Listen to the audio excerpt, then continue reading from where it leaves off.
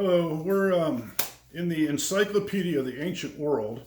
We're going to be looking at pages 174 to 177, specifically talking about Sparta, the city-state of Sparta in ancient Greece, and it's how it became known as the warrior state, okay? And so first of all, let's talk about where Sparta is. Sparta is located in southern Greece, and it's in Laconia area, and in the early years, around 10th century BC, the Dorians kind of settled in the Sparta area, and they overpowered the local people there. And the Messenians were in the area, and eventually the Dorians conquered the Messenians between 740 and 720 BC.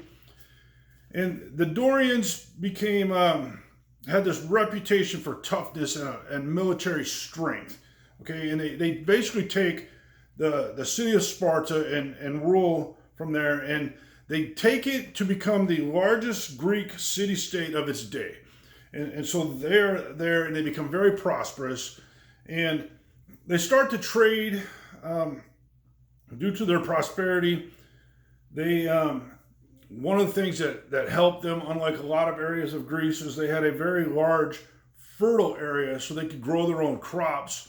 A lot of Greece is very rocky and not suitable for crops, but the area of Sparta had, this very large area they could grow crops.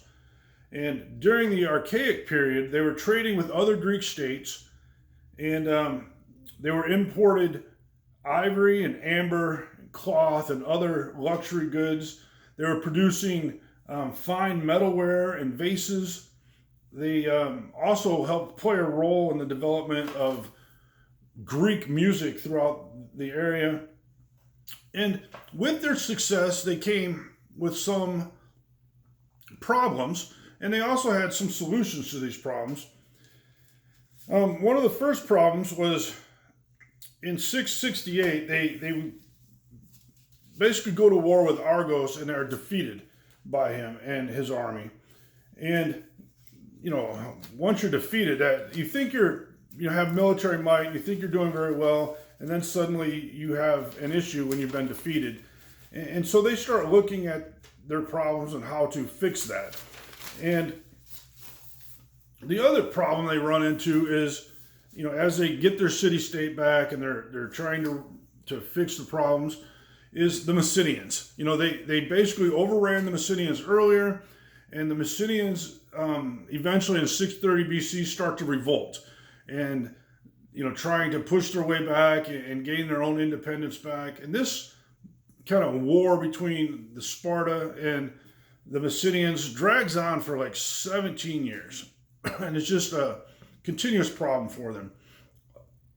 So the city of Sparta and all the Spartans, they decide that there needs to be some drastic changes so these battles and losing battles and these continued nuisance of the Messenians will just stop. And so their solution is they will create basically a soldier state or a military state where everything falls under military control and military dominance. And they become a first-class military state. Every man is forced into being a full-time soldier, where he's devoted to training and fighting. That's it. That's what his sole purpose is. And then the other thing they do is kind of limit contact with all the outside world as much as they possibly can. As a result, some of the Spartan society, social classes start to develop. You had citizens who were only men. They were men who were born in the city of Sparta.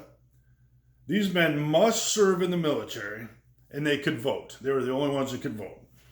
Then you had a group of people called the Persoikoi, and these people were surrendered to Sparta, but they did so willingly. Basically, the Spartans would come out and maybe try to form a battle, and they said, hands up, we just give up. So these people were allowed to be free. They were allowed to trade and join, but they had no citizenship. They had no right to vote. Then you had people that were known as helots, okay? These people resisted Sparta in every way. And for their effort, when Spartans took them and took over their areas, they made them slaves. Slaves who were forced to work the land, slaves who were forced to do pretty much anything that the Spartans didn't want to do. And the Spartans kind of, as a military state, kind of set the standard for Greek armies in this area, in this time period. And so you had different groups of people in the Greek armies. And first and the most important was the cavalry. Okay, it was the most important part of any Greek army. These were soldiers, as the name says, who are on horseback. They had to provide their own horses and their own weapons. So as a result, they were basically dominated by very rich men. Okay, then you had foot soldiers. Foot soldiers were fairly poor men with very poor weapons and equipment. At least originally, that's how it was. The group of people called hoplites around the 7th century BC became elite foot soldiers. They were much better equipped and much better trained, and so they kind of elevated their status, so they become kind of an elite force, and yet they were still foot soldiers. You also had people who were auxiliaries. These were usually extremely poor men who could not afford full battle kits and sometimes not even weapons. These auxiliary forces included archers, stone slingers, and some people who called bacillary, who were armed basically with clubs and sticks and stones. They went to battle with almost nothing.